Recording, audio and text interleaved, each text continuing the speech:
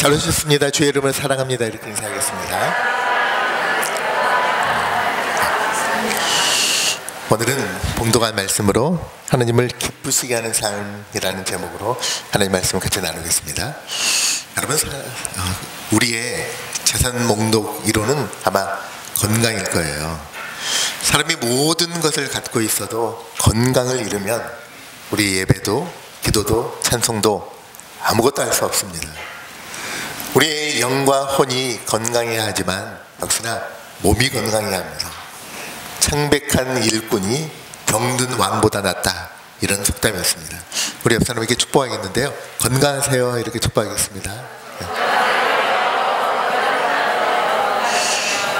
우리 모두가 건강을 돌보는 것 매우 중요합니다.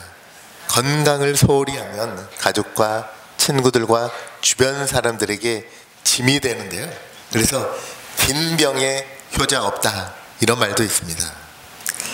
우리가 건강한 몸과 영과 혼을 주님 오실 때까지 유지하는 것 대단히 중요하죠. 동서고금을 막론하고 모든 인간은 건강하게 장수하기를 희망합니다.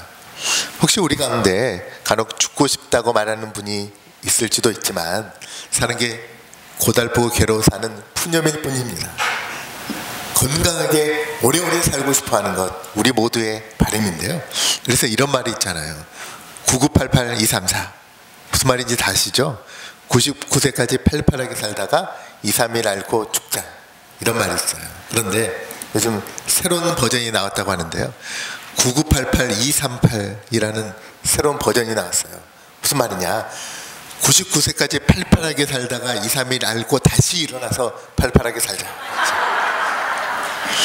여러분, 그럼에도 변치 않는 것은요, 우리 인간은 반드시 죽는다는 거예요.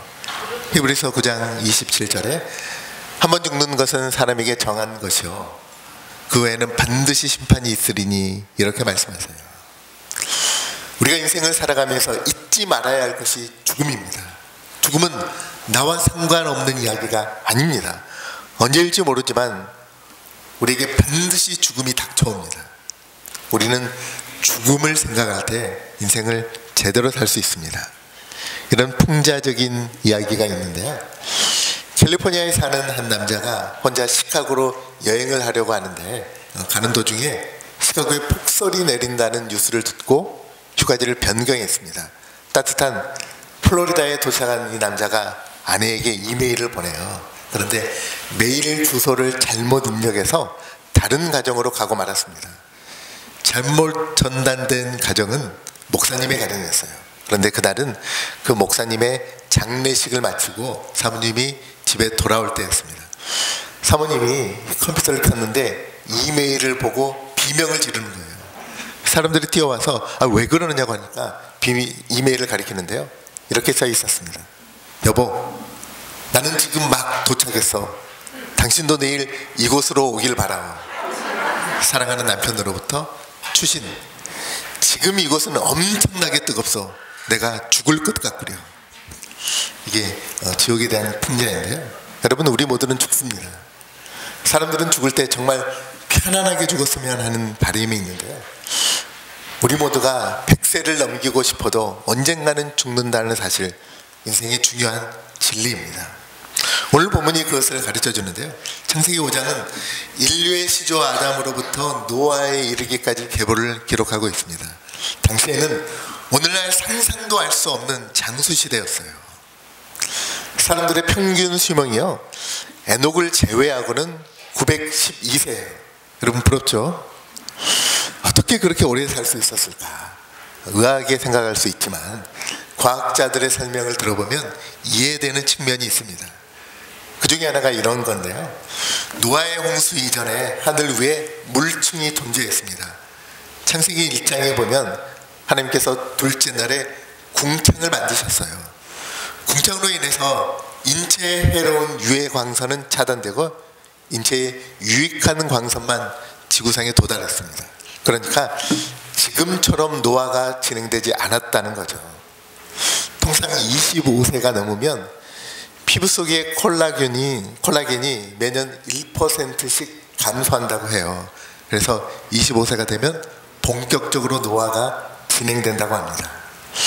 어떤 여성 잡지사에서 조사해 봤더니요, 25세부터 35세의 여성 97%가 자기의 피부를 고민한다고 해요. 여기 둘러보니까 대부분 25세 이상, 대부분 35세 이상인 것 같은데요. 우리 주변을 한번 둘러보시죠. 주변을 둘러보시고, 주변을 좀 둘러보세요. 둘러보시면서, 야, 내 피부가 더 좋구나, 이렇게. 여러분, 당시 사람들은 최적의 기후 조건 속에서 장수할 수 있었습니다. 그런데 노화의 홍수로 궁창이 사라지면서 유해 강성이 죽으러 막 쏟아지면서요, 환경이 악화되고 피부가 급격하게 늙어지면서 몸속에 유익한 세포가 죽기 시작하더니 수명이 급감했다는 거예요. 본문을 통해서 당시 사람들이 얼마나 오래 살았는지를 알 수 있는데요, 17절과 20절에 보시면 그는 895세를 살고 죽었더라. 야렛은 162세에 에녹을 낳았고, 에녹을 낳은 후 800년을 지내며 자녀들을 낳았으며 그는 962세를 살고 죽었더라. 창세기 5장을 읽다 보면요, 인류 역사상 최장수 인생 무두셀라를 만나게 됩니다. 27절에 보면 그는 969세를 살았더라, 이렇게 나와 있어요. 969세. 369가 아니고 969. 외우기가 참 쉬워요. 어떤 분이 이렇게 묻더라고요. 목사님, 제 나이가 80인데 허리가 아파서 지팡이를 짚고 다녀요. 목사님, 성경에 보니까 무두셀라가 나오던데 무두셀라도 제 나이 때 지팡이 짚고 다녔을까요? 이렇게 묻길래 저는 한 번도 그런 생각을 해보지 않았는데, 그래서 뭐라고 대답해 줄까 하다가요, 이렇게 말해줬습니다. 목사님, 우리가 장수하는 것을 복이라고 하죠. 그렇죠. 그런데 무두셀라가 80이 넘어가지고 지팡이 짚고 다니면서 집사님처럼 일어날 때마다 알거랴 알거랴 하면서 900년 동안 지팡이를 짚고 다녔다면 그게 뭐 장수이고 복이겠습니까? 저주도 그런 저주가 없을 거예요. 여러분, 무두셀라가 900년을 알거랴 하면서 늙으면 죽어야지 그렇게 살지 않고 분명히 9988, 238이 있을 거예요. 그런데 창세기 5장에 나오는 모든 사람의 인생이 어떠했느냐, 한마디로 낳고 살다가 죽었더라, 이게 전부였어요. 무슨 뜻입니까? 인생이 아무리 오래 살아도 결국은 죽게 되고요, 그 인생은 영원의 시간에 비하면 마치 한 점에 불과한 짧은 시간이라는 겁니다. 일찍 죽은 사람은 작은 점이고요, 한 900년 사람은 조금 큰 점이죠. 그러나 영원의 시간에 비하면 모든 인생은 한 점에 불과합니다. 그러면 우리 인생에서 중요한 것이 무엇입니까? 인생의 길이가 아니라 인생의 내용인 거죠. 장수하는 것은 분명히 하나님이 주시는 복입니다. 하지만 얼마나 오래 살았느냐보다 우리가 인생을 어떻게 살았느냐, 인생의 내용이 더 중요한 것입니다.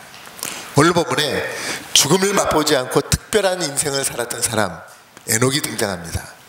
여러분, 에녹은 어떤 사람이었느냐? 히브리서 11장에 의하면 에녹은 하나님을 기쁘시게 하는 사람이었습니다. 여러분, 우리는 어떻게 하면 하나님을 기쁘시게 하는 삶을 살 수 있을까요? 저절로요, 하나님과 동행하며 살아야 합니다.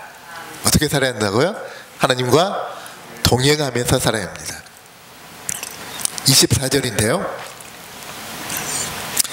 24절 같이 읽겠습니다. 시작.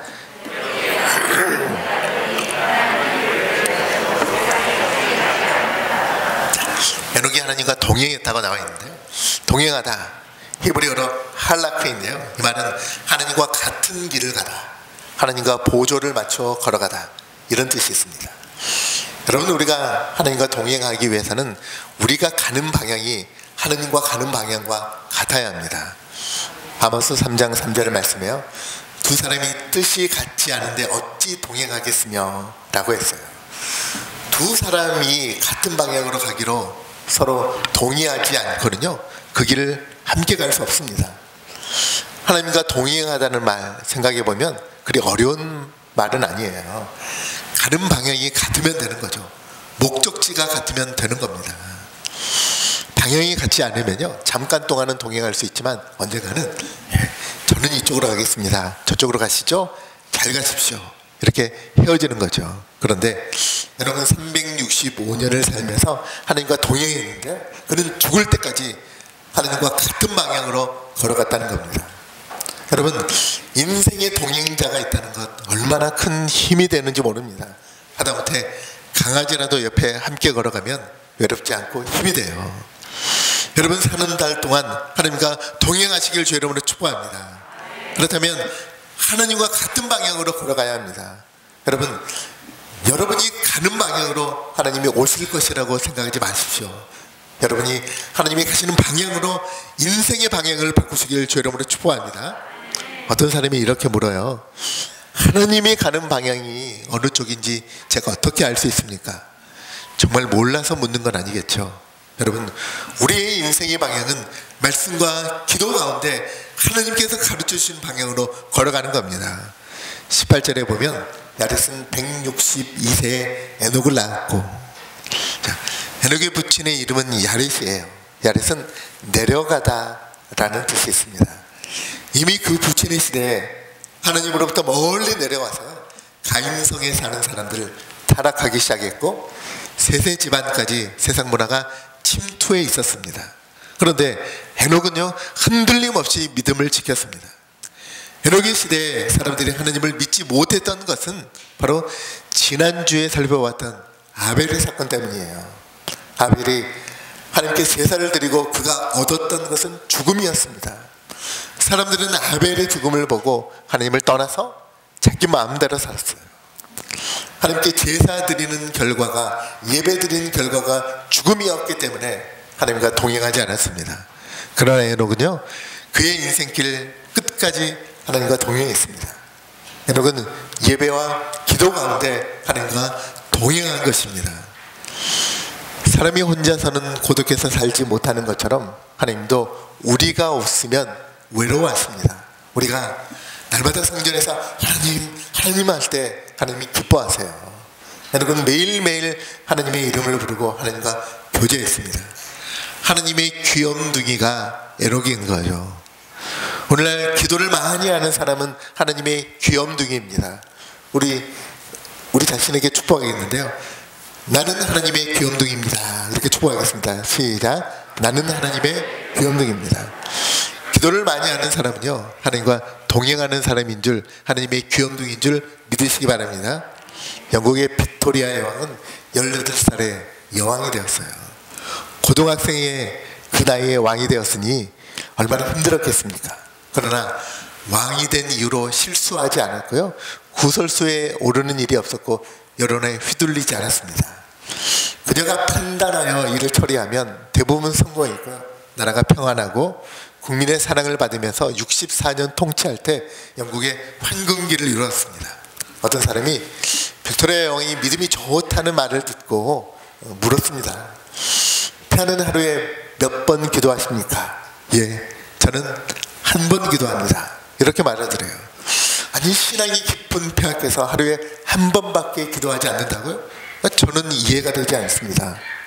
여왕이 이렇게 말합니다. 저는 새벽에 일어나면서부터 저녁에 잠들 때까지 계속 기도합니다. 그래서 한 번이라고 하는 것입니다. 밥을 먹을 때도 일을 할 때도 언제나 마음속으로 하나님과 대화를 했습니다. 이렇게 말하더래요. 정말로 귀한 일이죠. 데살로니가전서 5장 17절 18절에 보면 쉬지 말고 기도하라. 이는 그리스도 예수 안에서 너희를 향하신 하나님의 뜻이니라. 이렇게 말씀하세요. 하나님께서는 기도하는 자를 사랑하시고 기도하는 자에게 아이디어를 주시고 기도하는 자를 도와주시고 기도하는 자에게 모든 일을 형통할 수 있도록 도와주십니다. 여러분, 하나님과 동행하는 것이 가장 큰 행복입니다. 악인과 동행하지 말고 오직 말씀과 기도 가운데 하나님을 가까이 하시기 바랍니다. 이번 한 주 동안에도 말씀과 기도 가운데 하나님과 동행하시길 주의 이름으로 축복합니다. 두 번째로 하나님을 기쁘시게 하는 삶은 하나님의 말씀을 앞세우고 사는 거예요. 동행은 함께 걷는 겁니다. 그런데 서로 믿을 수 있어야 동행할 수 있잖아요. 하나님과 동행하기 위해서는 믿음이 필요합니다. 믿음은 어디에서 오는 것이냐? 로마서 10장 17절 말씀인데요. 그러므로 믿음은 들음에서 나며 들음은 그리스도의 말씀으로 말미암느니라. 중요한 말씀이에요. 여러분, 이 말씀을 반드시 암송하시기 바랍니다. 믿음은 들음에서 나기 때문에 말씀을 듣지 않고는 그 누구도 믿음을 가질 수 없습니다. 그렇다면 헤녹이 하느님의 말씀을 붙들었다는 근거가 어디 있습니까? 유다서 1장 14절입니다. 유다서 1장 14절에 보시면 아담의 7대 손 에녹이 이 사람들에 대하여 예언하여 이르되 보라, 주께서 그 수많은 거룩한 자와 함께 임하셨나니, 이렇게 말씀하세요. 말씀에 보면 에녹이 많은 사람들에게 예언했다고 나와 있습니다. 여러분, 예언자의 특징이 무엇이죠? 하나님의 말씀을 그대로 전하는 겁니다. 그러면 에녹은 언제부터 하나님의 말씀을 전하며 하나님과 동행했을까요? 21절에서 23절 말씀입니다. 우리 21절에서 23절 말씀 같이 한번 읽겠습니다. 시작. 에녹은 65세에 무두셀라를 낳았고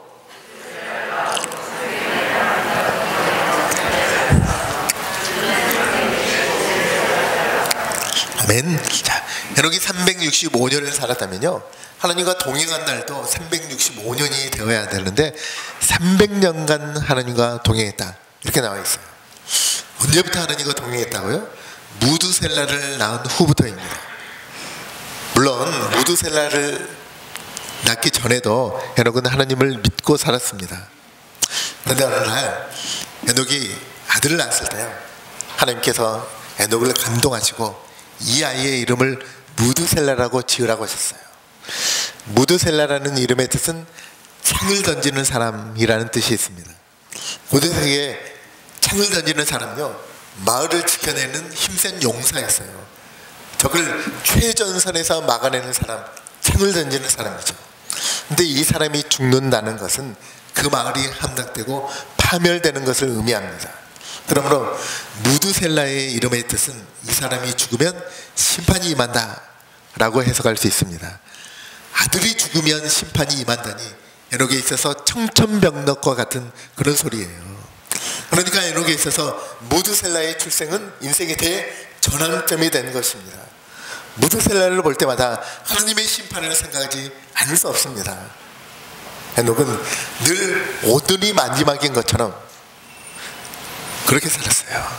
세상 사람들은요, 하루의 일과를 마치고 술잔을 높이 들면서 늘 처음처럼을 즐기며 살았지만 에녹은 늘 오늘이 마지막 날인 것처럼, 오늘 이 예배가 마지막 예배인 것처럼, 오늘 내가 드리는 예물이 마지막 예물인 것처럼, 오늘 내가 만나는 사람이 이 땅에서 마지막 만남인 것처럼 에녹은 늘 오늘이 내 인생의 마지막 날처럼 살았습니다.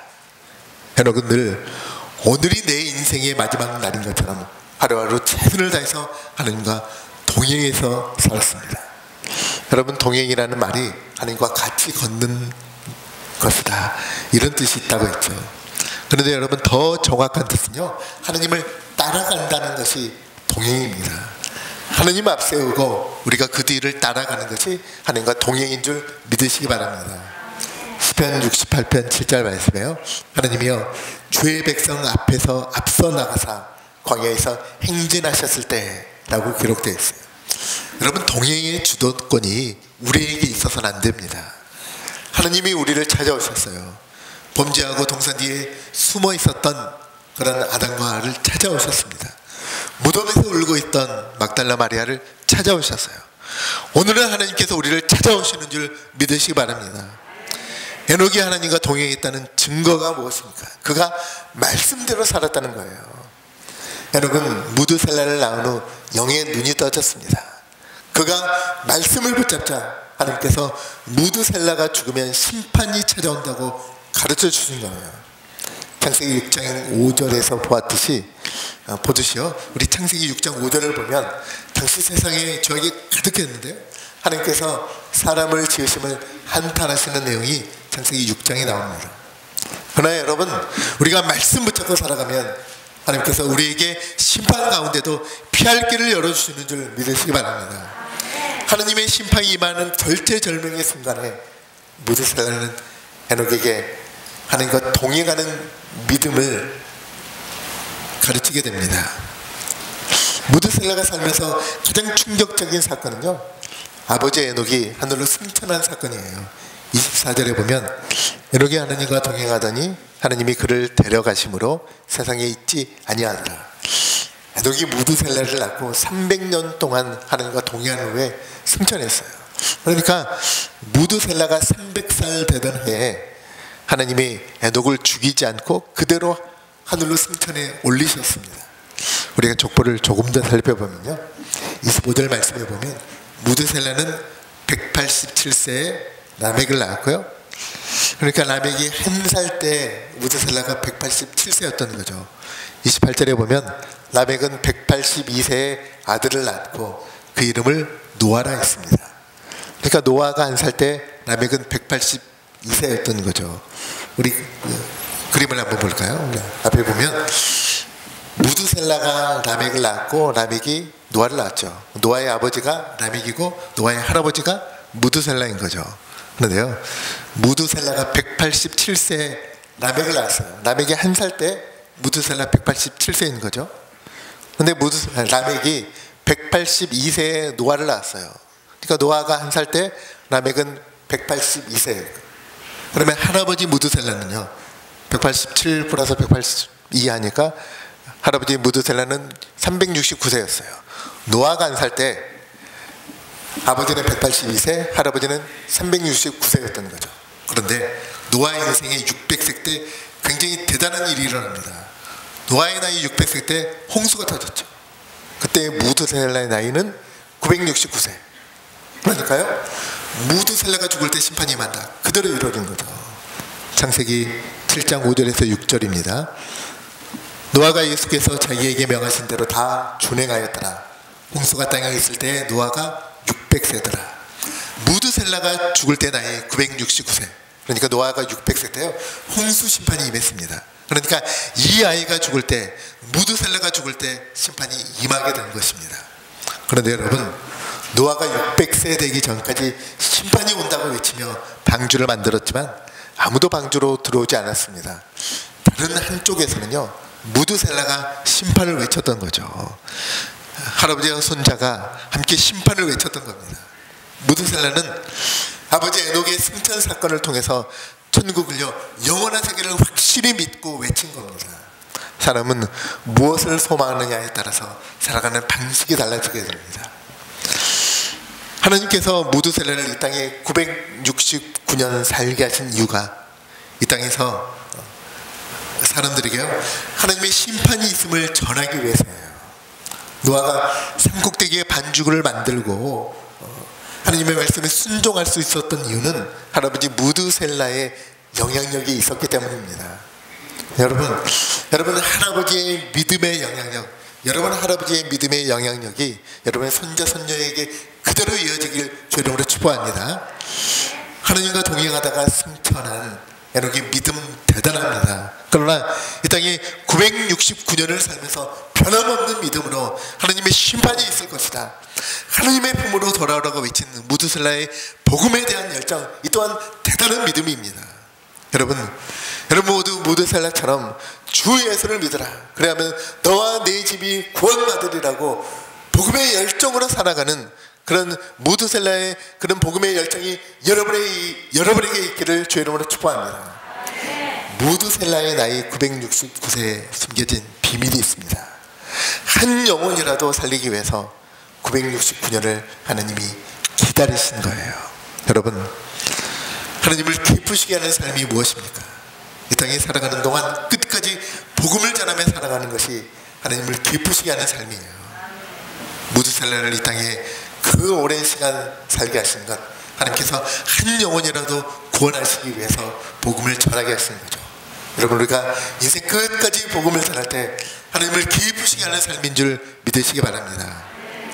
세 번째로요, 하나님을 기쁘시게 하는 삶은 기도로 하나님과 동행하는 삶입니다.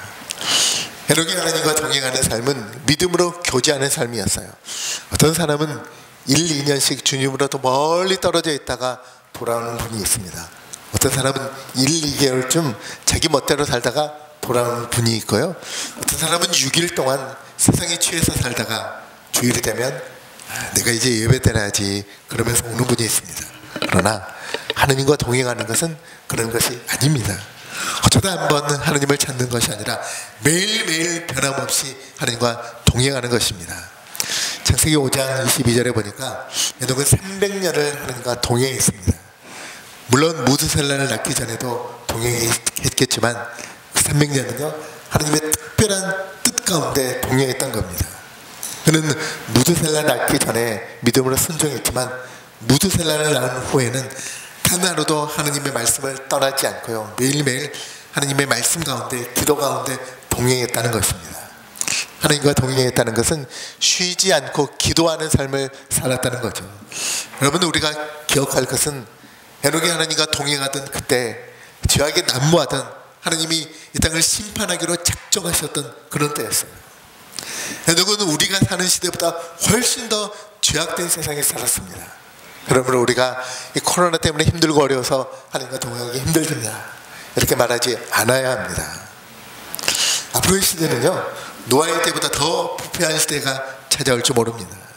마태복음 24장 37절과 38절에 보시면 노아의 때와 같이 인자의 임함도 그러하리라.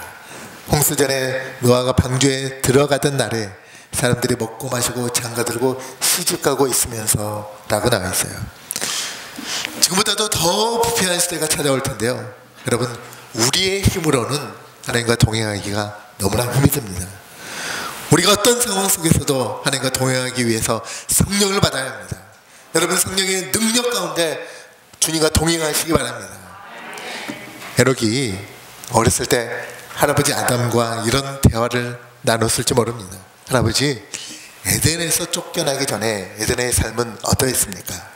아담은 그 말을 듣고요 600년 전의 기억을 더듬으면서 눈물을 흘리며 이렇게 말했을 겁니다. 에녹아, 우리는 함께 걸었단다. 하나님은 늘 내 곁에서 함께 걸었단다. 우리는 함께 높은 산에 오르고 함께 맑은 공기를 마시며 동물들을 바라보며 웃고 대화를 나누었지. 나는 우리 인간들을 향한 하나님의 원대한 계획을 들으면서 온 우주가 에덴처럼 될 그날을 바라보았어. 물론 그날이 이르기 전에 내가 선악과를 먹는 죄를 짓지 말았어야 했는데 이 못난 할아버지가 그렇게 하지 못했단다.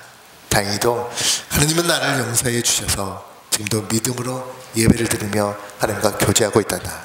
에녹아, 우리가 말씀과 기도로 깨어있지 않으면 선악과를 먹으면 하나님처럼 된다는 그렇게 나를 속였던 마귀를 이길 수 없단다. 에녹아, 너는 마귀에게 속지 않기 위해 늘 깨어서 기도해야 한다. 에녹아, 우리가 하나님과 동행하는 삶은 기도를 통해서만 가능하다. 이렇게 말해주었을 거예요. 여러분, 하나님을 가까이 하는 것이 내게 복이라고 하셨는데요 하나님은 기도하는 자와 가까이 하시는 줄 여러분 믿으시기 바랍니다. 이 땅의 삶에서 하나님을 기쁘시게 하는 삶을 살기를 원한다면요 주님과 동행하는 삶을 살기를 원한다면 여러분 기도의 자리를 지키셔야 합니다.